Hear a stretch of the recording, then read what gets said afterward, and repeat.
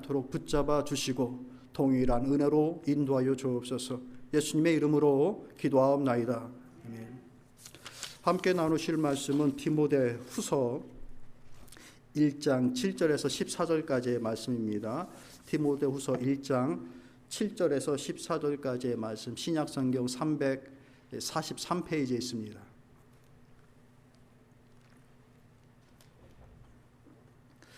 우리 교독하도록 하겠습니다. 하나님이 우리에게 주신 능력은 두려워하는 마음이 아니요 오직 능력과 사랑과 절제하는 마음이니, 그러므로 너는 내가 우리 주를 증언함과 또는 주를 위하여 갇힌 자 된 나를 부끄러워하지 말고 오직 하나님의 능력을 따라 복음과 함께 고난을 받으라. 하나님이 우리를 구원하사 거룩하신 소명으로 부르심은 우리의 행위대로 하심이 아니요 오직 자기의 뜻과 영원 전부터 그리스도 예수 안에서 우리에게 주신 은혜대로 하심이라. 이제는 우리 구주 그리스도 예수의 나타나심으로 말미암아 나타났으니 그는 사망을 패하시고 복음으로써 생명과 썩지 아니할 것을 드러내신지라. 내가 이 복음을 위하여 선포자와 사도와 교사로 세우심을 입었노라. 이로 말미암아 내가 또 이 고난을 받되 부끄러워하지 아니함은 내가 믿는 자를 내가 알고 또한 내가 의탁한 것을 그날까지 그가 능히 지키실 줄을 확신함이라. 너는 그리스도 예수 안에 있는 믿음과 사랑으로서 내게 들은 바 바른 말을 본받아 지키고 우리 안에 거하시는 성령으로 말미암아 내게 부탁한 아름다운 것을 지키라. 아멘. 특별한 해석의 말씀이 없어도 말씀 자체로 여러분에게 은혜가 되시죠? 예. 디모데에게 보낸 바울의 두 번째 목회 서신입니다. 바울에게 있어서 아주 특별하고 중요한 인물이 있습니다. 바울 주변에 얼마나 많은 인물들이 있었겠어요? 그러나 마지막 순간까지 아주 중요했던 인물이 있는데 그가 바로 디모데라고 하는 인물입니다. 그 디모데를 아꼈고 신뢰했고 나이가 차이가 많이 남에도 불구하고 때론 동역자로서 그를 의지했습니다. 그러니까 처음부터 그럼 바울에게 있어서 이 디모데는 그렇게 특별하게 중요한 인물이었는가? 그러지는 않았습니다. 바울이 처음에 디모데를 만났던 것은 바울의 2차 전도 여행 때 루스드라라고 하는 지역에 갔을 때에 온 동네 사람들에게 칭찬을 듣던 청년이 있었어요. 헬라인 아버지와 유대인 어머니에게서 난 동네 청년이었는데 온 동네 청년들이 이 친구를 다 칭찬하는 거예요. 칭찬이 쉽지 않잖아요. 그리고 젊은 사람 칭찬하는 것도 더 쉽지 않고, 우리 주변에 젊은 사람 떠올려보고 이 사람 칭찬할 수 있을까 하는 사람이 있으면 그 친구 아주 대단한 친구인 거예요. 몇 명 있는데 아주 귀한 것이죠. 그러니까 이처럼 이 루스드라에서 이 디모데라고 하는 인물은 칭찬받는 인물이었어요. 그런데 칭찬이 돼 그가 바울의 어떤 선교 사역에 아주 처음부터 아주 능수능란하게 그에게 동역자로서의 역할을 감당할 수 있었느냐? 그건 아니었죠. 그래서 보니까 이 친구는 할례도 받지 않았어요. 그래서 제일 먼저 시켰던 것이 할례를 시키고 유대인에게 접근할 수 있게끔 미리 이렇게 준비하게 갑니다. 처음에 그가 한 일은 심부름이었어요. 심부름. 수행원이었어요. 따라다니면서 바울 선생님 필요한 것이 없는가? 물 좀 필요하다. 물 갖다 드리고, 수건 필요하다면 수건 갖다 드리고, 이 편지 저기 좀 전달해라 그러면 네 하고 얼른 뛰어가서 첫 편지 전달하고 하는 수행원이었어요. 그렇게 이제 몇 년을 쫓아다니다 보니까 이 수행원이 어떻게 됩니까? 그의 제자가 됩니다. 이 친구 심부름만 할 수 있는 인물이 아니라 하나님의 말씀을 가르치고 그 말씀으로 세우다 보니까 이 친구가 단순히 심부름만 하고 그런 허드렛 일만 하는 게 아니라 진리의 말씀을 깨닫고 가르칠 수 있는 인물이 되는 거예요. 결론적으로 지금 에베소 교회에서 목회자로 서 있는 거예요. 그래서 이렇게 목회해라라고 하면서 디모데 전서와 후서를 보내주고 있는 거예요. 참 훌륭한 것이죠.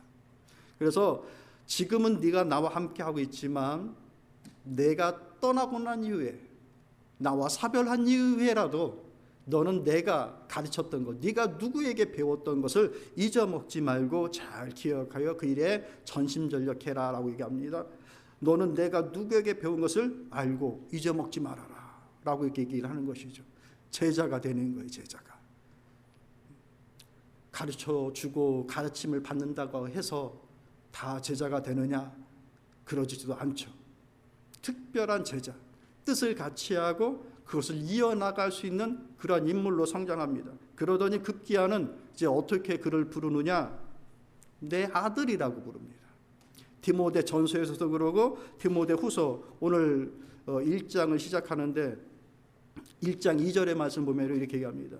사랑하는 아들 디모데에게 편지하노니 하나님 아버지와 그리스도 예수 그리스도 주께로부터 은혜와 긍휼과 평강이 내게 있을지어다. 사랑하는 나의 아들 하면서 이렇게 그를 부르고 있는 것이죠.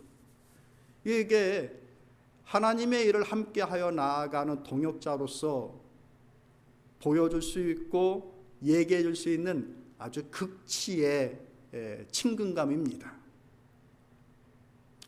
저도 이제 교회 사역을 하면서 2015년도에 이제 단독 목회로 이제 시작을 했죠. 말 그대로 아무도 없이 시작했어요. 정말 어느 큰 교회에서 분리해서 성도들과 이렇게 분리해서 나와서가 아니라 그냥 한 지역 정하고 그냥 했어요. 그렇게 또 어느덧 15년부터 했는데 어느덧 이렇게 함께하는 성도들이 생겨지고 함께하고 한 영혼 한 영혼들이 너무나도 다 귀하고 특별하죠. 저에게는. 그래서 여러분에게는 말씀을 하질 않지만 때로는 어머니 같기도 하고 나이 차이가 많이 안 나면 삼촌 같기도 하고 이모 같기도 하고 이런 특별한 마음들이 생깁니다. 가족인 것. 그래가지고 어떤 분들은 안 돌아가셨으면 좋겠어. 그런 마음이 들 정도로 이렇게 발전해 나가는 것이 이 친근함의 극치가 가족 간에 신앙의 삶에 있어서도 이 가족 간의 관계가 된다는 것은 대단한 의미가 있는 것입니다. 이 똑같은 본문 속에서 말씀 속에서 가족이라는 것이 어떤 것인지를 디모데에게 얘기해 줍니다. 디모데 전서 5장 8절 또 5장 4절에서 이렇게 얘기해 줍니다. 누구든지 자기 친족 특히 자기 가족을 돌보지 아니하면 믿음을 배반한 자여 불신자보다 더 악한 자니라. 큰일 한다고 하면서 자기 가족 돌보지 않고 하는 거는 그거 불신자보다 더 악한 행위다라고 얘기를 하는 거예요. 그런 거 보면 우리 이민 1세대 우리 부모님들 정말 우리 자녀들을 위해서 온 열정과 사랑을 쏟아서 행하신 모든 것들 다른 거 둘째 치더라도 대단히 많이 수고하셨어요. 정말. 우리 자녀들은 그걸 잘 알아야 돼요. 예일이 얘다 듣고 있니? 지혜 듣고 있니? 우리 일단 다 수고가 많으시다고 박수로 가족에게 잘해야 된다. 두 번째 혹시 본문이 있나요? 5장 디모데전서 5장 4절 말씀. 여러분 우리 청년들 학생들이 특히 더 주의해서 읽어보세요. 영어 버전이니까 영어 버전으로 읽어도 되고요. 5장 4절 말씀 읽읍시다. 시작. 만일 어떤 과부에게 자녀나 손자들이 있거든 그들로 먼저 자기 집에서 효를 행하여 부모에게 보답하기를 배우게 하라. 이것이 하나님 앞에 받으실 만한 것이니라. 하나님께서 기뻐하시는 것이라. 부모를 존중하고 그를 대함에 있어서 가벼이 대하지 않는 그 모든 것들 하나님이 받으시는 일들이다. 특별히 인륜과 천륜을 저버리는 페륜의 사람이 아니라고 한다면 가족을 버리는 일은 없는 거예요. 근데 참 세상에 요즘 그런 일들이 가끔 뉴스에서 등장하죠. 사람 간에 남과 뜻이 맞아서 이렇게 잘 있다가도 뜻이 맞지 않고 상처가 되어지면 남들과는 잘 헤어지기도 합니다. 그것이 나을 때도 있고요. 그런데 가족은 좋건 싫건 간에 다시는 안 봐야지가 쉬운 일이 아닌 거예요. 근데 참 이것들이 많이 무너지고 있는 상황 속으로 들어갑니다. 우리 자녀들 볼까요? 처음에는 막 아기 때 응애하고 걸음마 시작하고 할 때는 얼마나 예뻐요. 특히나 막 이렇게 고추 하나 달고 막 뛰어다니면 그 내가 이 세상에 와가지고 할 일 다 한 것처럼 너무 이쁘고 사랑스럽고 막 좋고 막 그러죠. 근데 이게 조금 자라면 이제 사춘기 되고 그러면 얘가 자꾸 이제 부모님을 멀리하고 그럽니다. 어떻게 돼요? 한 사촌 정도로 느껴지는 거예요. 내 자식이었는데 사촌처럼 느껴지고, 이제 조금 시간 지나면 어떻게 됩니까? 시집 가고 장가 가고 말 그대로 가버린 거예요. 뭐가 돼요? 사돈이 돼버려. 사돈이. 그리고 이게 친척인데 이상하게 친척 안 같고 이 점점 이제 그런 상황으로 되어져 버리는 가족 간의 관계. 이제 회복해야 된다는 얘기예요. 믿음 안에서 믿음의 식구들을 대함과 또 서로 존중하고 사랑하는 일들이 얼마나 중요한가. 부모는 부모로서의, 또 자녀는 자녀로서의 그 역할을 다 감당하는 것이죠. 이제 그 마음과 생각으로, 일치된 마음으로 바울은 디모데를 나의 사랑스러운 아들로 생각하고 있는 것이고, 디모데는 그를 나의 영적인 아버지로 생각하고 있는 거예요. 그런데 그 아버지가 지금 어떻게 되고 있어요? 옥에 갇혀 있어요. 옥에 갇혀 있는 것을 인하여서 이 디모데의 마음이 편하지가 않는 겁니다. 목회에 전심전력을 해야 되는데 목회 일들이 손에 안 잡히는 겁니다. 그러지 않겠어요? 성도들을 돌아봐야 되는데 그 특별하신 분이 옥에서 고생하고 있는 거예요. 그 마음과 그런 상황들을 이제 알기 때문에 1장 4절에서 이렇게 얘기합니다. 내 눈물을 생각하여 너 보기를 원함은 내 기쁨이 가득하게 함이니라. 디모데야, 한번 와라. 나를 찾아와서 만나자라고 얘기하고 있는 거예요. 너의 눈물, 너의 아픔 이런 것들을 들어오고 있는데 그러지 말고 나를 한번 방문하여서 함께 얘기 나누자라고 하면서 그에게 얘기를 하는 것이죠. 그러면서 만나는 거는 만나는 거고, 만나기 전까지 네가 해야 할 일들을 어떠한 마음가짐으로, 너의 목회를 어떤 마음가짐으로, 너의 교회 섬김이 어떠해야 되는지에 대해서 이제 서신의 내용을 두 번째로 보내서 얘기해주고 있는 거예요. 오늘 중심의 내용이 뭔가, 디모데야, 부끄러워하지 말고 두려워하지 말아라. 말씀 제목 한번 읽어볼까요? 두려워하지 말라. 예. 미리 넘겨줬어요? 예, 넘겨준 거 읽어요. 그러면 읽어봅시다. 시작. 디모데야, 두려워하지 말고 감사한 마음으로 서라라고 얘기해주고 있어요. 본문을 읽어볼까요? 7절 8절 읽어봅시다. 시작.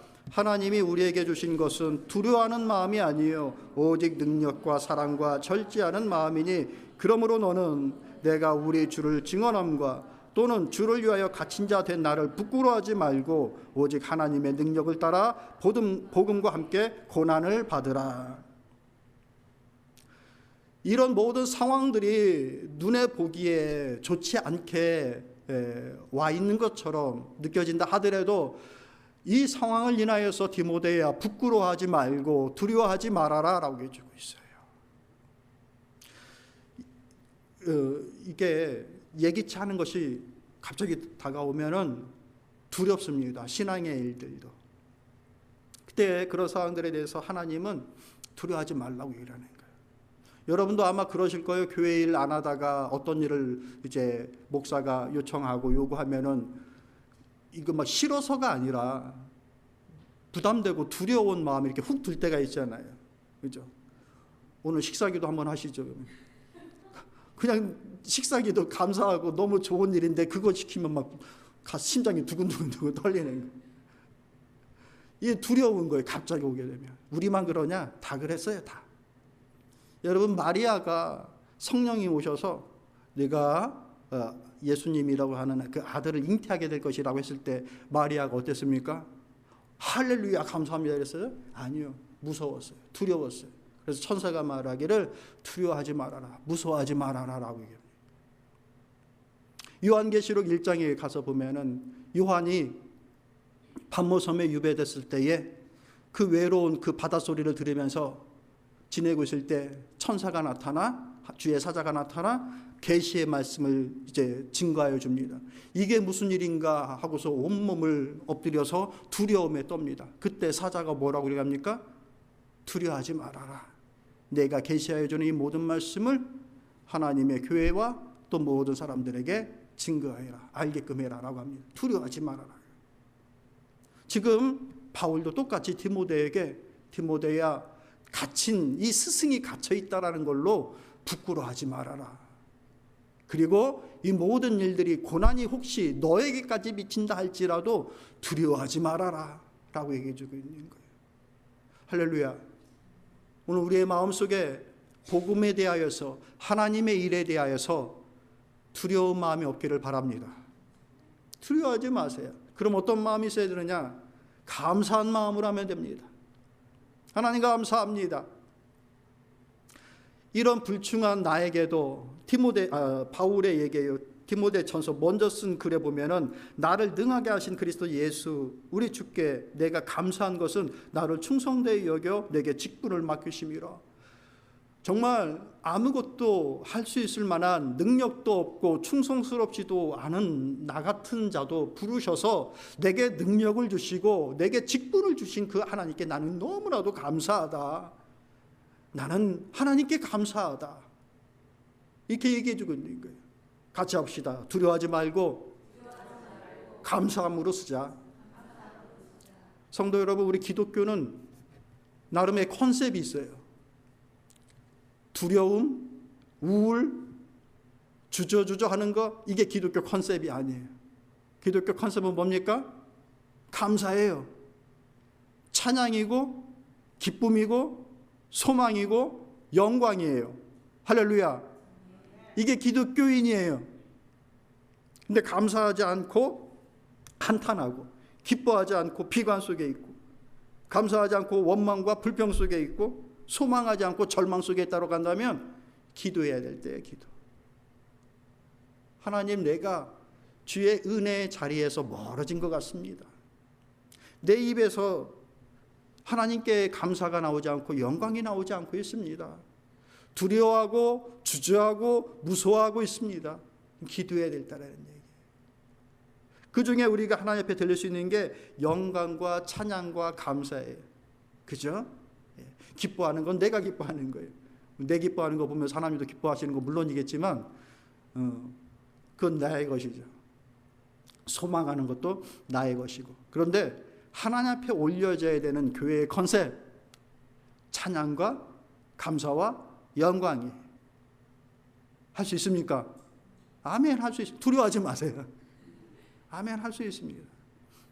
예, 어떻게 세 개나 다 해요, 하나님? 아니, 목사님.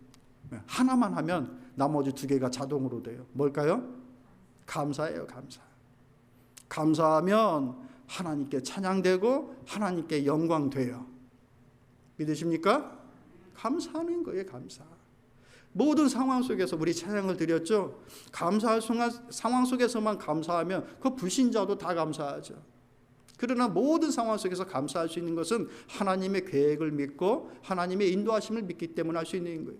지금은 어려워도 이 고난과 어려움이 감사의 결과로 열매로 오게 될 것이다 라고 하는 그 상황을 믿고 미리 감사하고 그 감사의 길을 가는 거예요.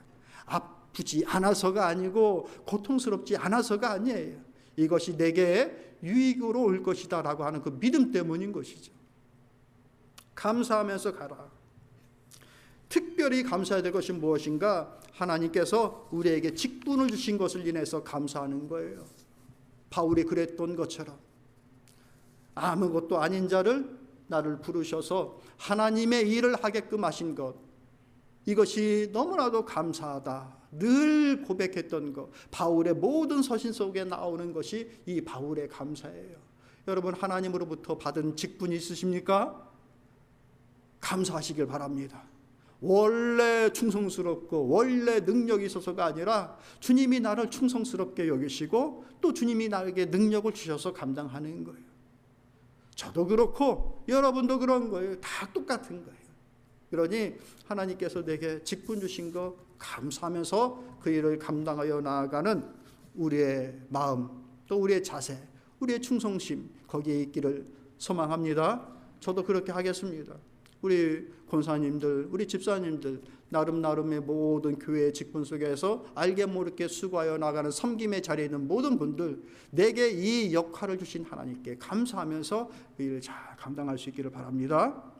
우리 방송으로 일하고 있는 우리 청년들, 찬양으로 일하고 있는 우리 청년, 우리 지혜, 알게 모르게 행하는 모든 일들 속에 그 마음으로 하시기를 축복합니다. 그리고 그것을 서로 알아주면 되는 거예요. 아시겠죠? 예. 왜 두려워하지 말라 하시는가? 두 번째 읽어볼까요? 시작. 9절의 말씀 읽어봅시다. 하나님이 우리를 구원하사 거룩하신 소명으로 부르심은 우리의 행위대로 하심이 아니요 오직 자기의 뜻과 영원 전부터 그리스도 예수 안에서 우리에게 주신 은혜대로 하심이라. 아멘. 하나님께서 우리를 거룩하신 소명으로 불러주셨는데, 사명을 주셨는데, 일을 맡겨주셨는데, 그것은 우리의 행위대로 행하신 것이 아니라 자기의 뜻과 영원 전부터 갖고 계신 그 계획을 통하여서 우리에게 은혜로 주신 것이다라고 얘기를 하는 거예요. 실력 잘 갖추어서 이 일 해야 된다라고 한다면 실력 부족하면 얼마나 떨려요. 공부 잘하는 친구들은 시험이 즐겁죠.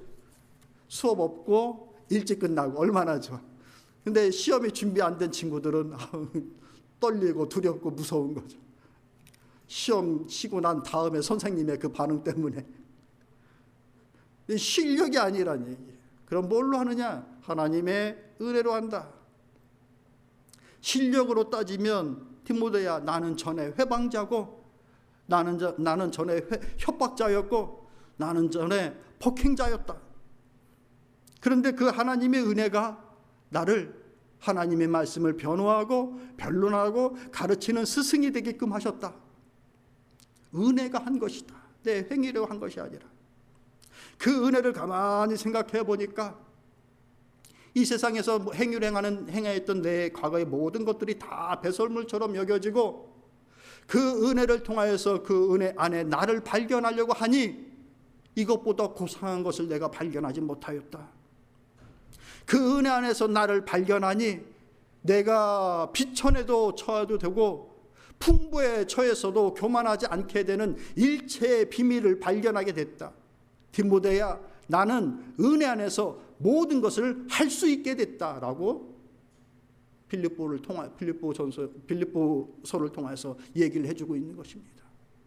은혜를 통하여 나는 모든 것을 할 수 있다. 이 변화는 오직 하나님의 은혜를 통하여서 우리에게 온 것이라. 그러니 실력을 문제 삼지 말고, 그 일의 결과를 문제 삼지 말고 하나님의 은혜 안에서 이 일을 이뤄나가라. 내 직분, 내게 맡겨진 거, 그 은혜로 하는 거예요. 여러분, 저도 은혜로 하는 겁니다. 아무 준비 안 된 것 같은, 부족한 것이 참 많은 나 같은 자에게 하나님께서 기회를 주시고 말씀을 나눌 수 있는 시간과 여건과 환경을 허락해 주신 이 모든 것들이 하나님의 은혜다라고 하면서 그 마음으로 이 일을 하고 있는 것입니다. 실력으로 한다고 한다면 두렵고 떨려서 어떻게 합니까? 실력 높은 수많은 목사님들이 얼마나 많은데요. 근데 은혜는 다 똑같거든요. 그의 은혜나 나의 은혜나. 그러니까 다 함대하는 거예요. 지난주에 우리 성도님들이 목사님 말씀에 나름 은혜를 받았다고 이렇게 얘기를 하시는 거예요. 뭔 은혜를 받았어요? 그러니까 목사님이 참 좋은 말씀을 해주셨다는 거예요. 무슨 말입니까? 교회 일 잘하려고 하지 말라고 했다는 거예요. 그 말씀 아직도 유효합니까? 예, 유효합니다. 교회 일 잘하려고 하지 마라. 잘하려고 하면 뭘 따져야 돼요? 일단 실력을 따져야 돼요. 내게 이런 실력 있나? 잘하려고 하면 또 어떤 일이 빠집니까? 내 힘이 들어가는 거예요. 은혜는 저 뒤에 있고 내 힘이 들어가요. 자꾸 이거 잘해야지. 근데 지난주에 내가 너무 그냥 그 기분이 좋아서 빼먹은 말이 있어요. 그 말을 이제 오늘 해야 되는데, 잘하려고는 하지 말고 성실히 하는 건 중요해요. 성경 말씀에 게으르지 말라고 그랬거든요. 성실한 건 중요한 거예요. 그러나 잘하려고 할 필요는 없는 거예요. 여호수아 6장에 보면은 어떤 사건이 벌어지느냐, 이스라엘 백성이 여리고 성을 함락하는 장면이 나옵니다. 아시죠? 일주일 내내 여리고 성을 돕니다. 얼마나 답답해요. 그 여리고 성에 있는 사람들 쳐들어오든지 전쟁을 벌이든 해도 이 사람들이 그냥 돌기만 하고 있는 거예요. 그것을 며칠 동안? 7일 동안. 그러다 얘네들이 정말 미쳤나, 마지막 7일 때에는 7번을 도네요. 그러고 나서 나팔을 불고 소리를 질러요. 그러고 나서 이 여리고 성이 무너졌죠. 실력으로 무너뜨렸어요? 아니에요. 은혜로 무너졌어요.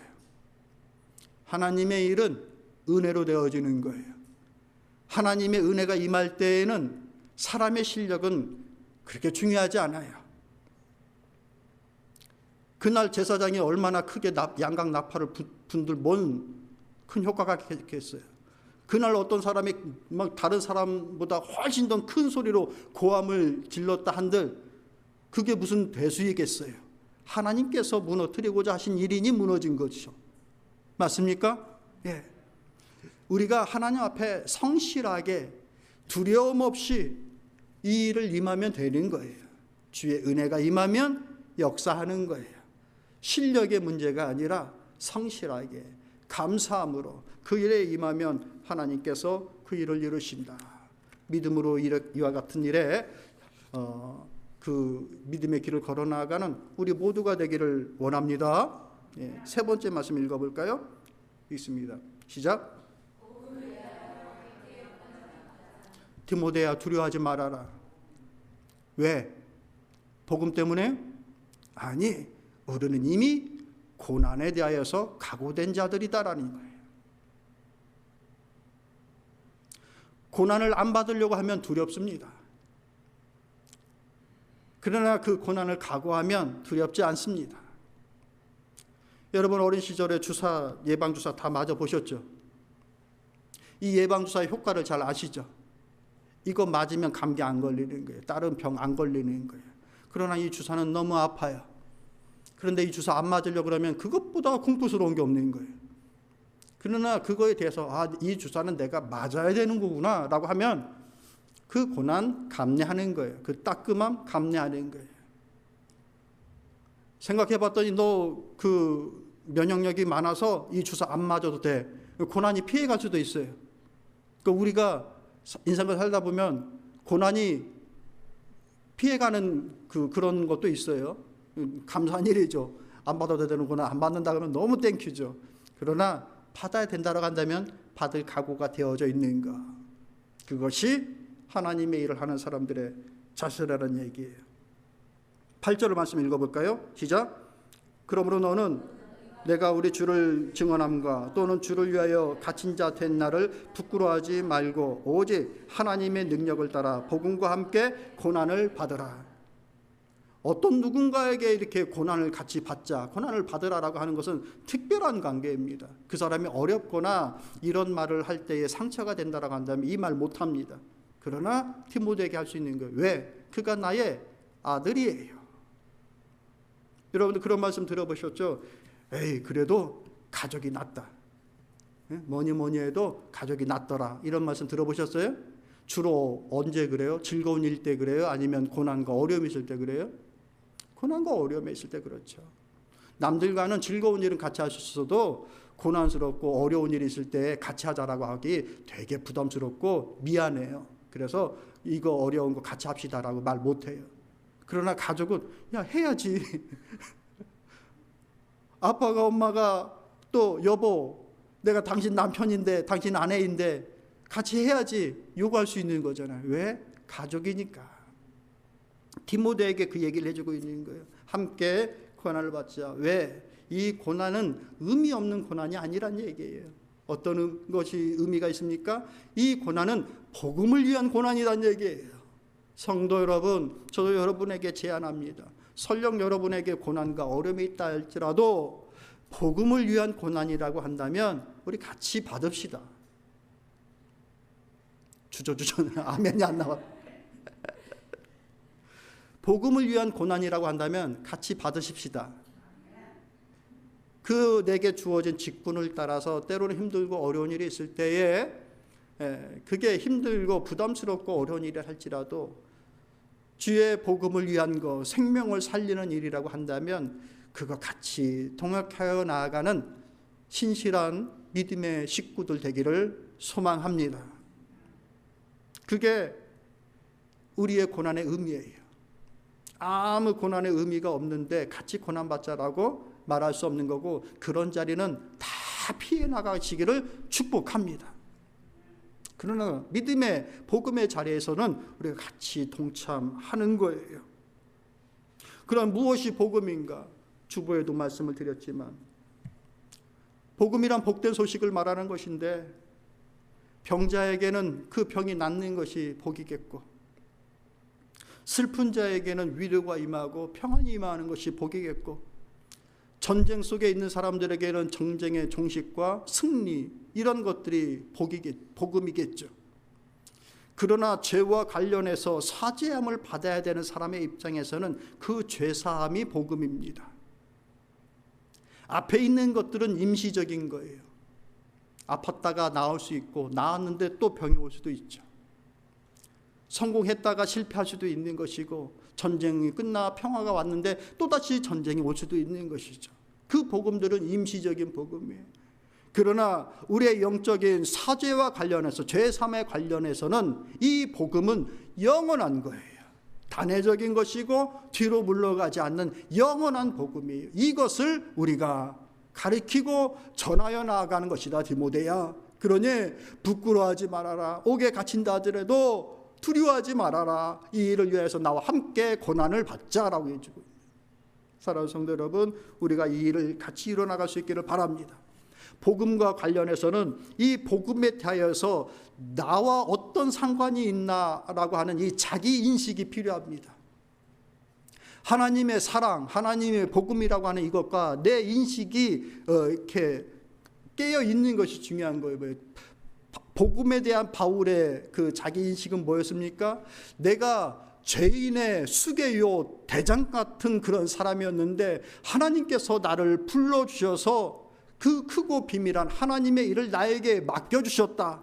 이처럼 하나님의 은혜가 크다. 이것이 바울이 가지고 있는 자기 인식이에요. 그 은혜가 가장 탁월하고 우수한 고상함이고, 그 은혜 안에서 나는 비천함과 부함에도 처할 수 있는 모든 것을 할 수 있는 능력이 되어진다라는 것이 은혜에 대한 자기 인식이었어요. 우리는 하나님의 은혜, 주의 복음이라고 하는 것이 내 인생과 어떤 관련이 있습니까? 이거에 대한 바른 깨달음과 흔들림 없는 자기 확신이 있어야 우리가 이 복음과 함께 살아가게 되는 거예요. 인생에 있어서 궁극적인 이 죄와 사망의 문제에 관하여서 복음이, 이제 바울이 증가해 준 이 복음이 우리에게 얘기해 주고 있는 거예요. 디모데전서 1장 15절 말씀 읽어볼까? 읽습니다. 시작.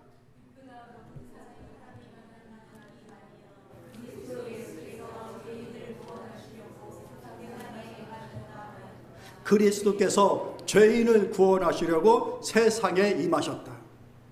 그리스도께서 죄인 구원하시려고 이 땅에 오셨다. 이거에 디모데후서 1장 10절 말씀 읽어봅시다. 시작.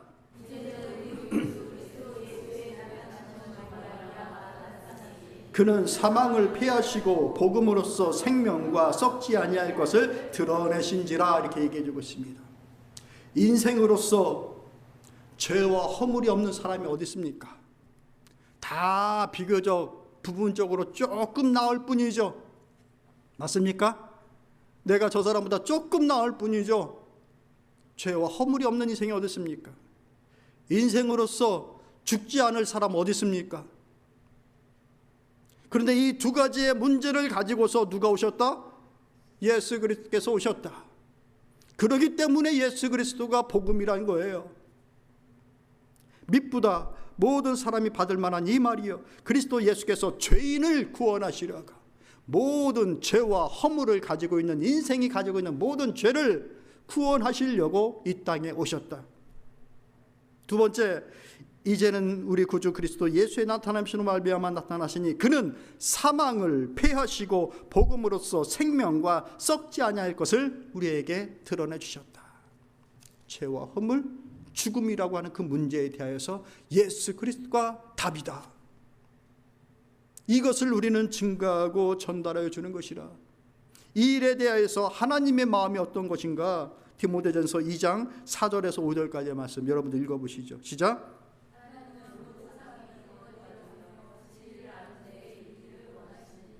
하나님은 한 분이시요 또 한 하나님과 사람 사이에서 중보자도 한 분이시니 곧 사람이신 그리스도 예수시라.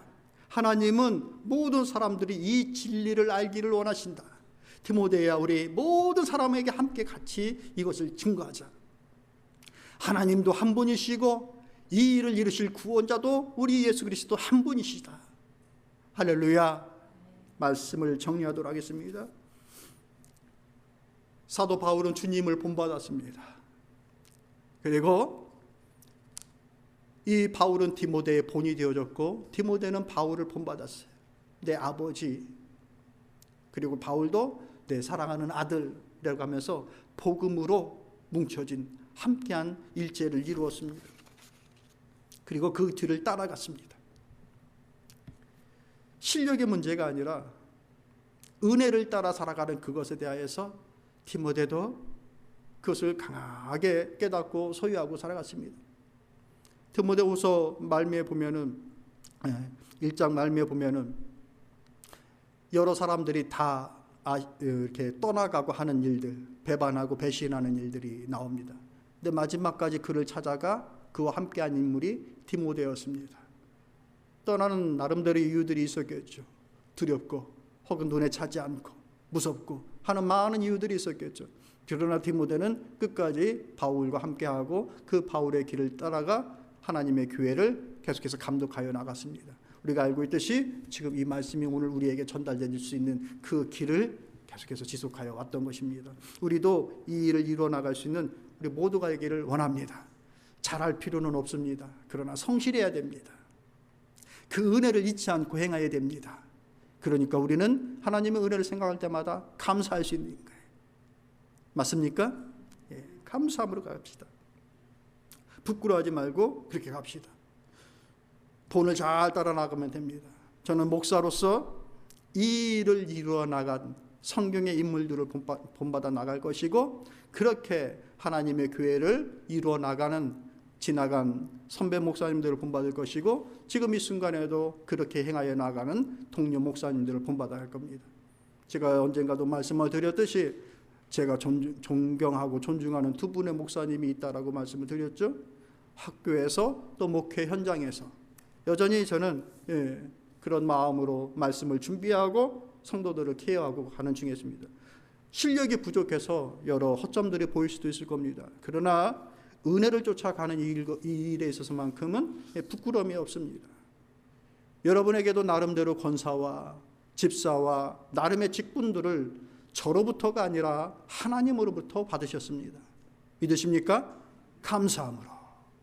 실력의 문제가 아니라 은혜의 문제로 이 일을 이루어나감으로 우리에게 주신 이 복음을 전달하는 평화의 전달자, 화목의 전달자의 삶을 부끄러움 없이 두려움 없이 잘 행하여 나갈 수 있는 우리 예담교회 성도님들 다 되기를 소망합니다.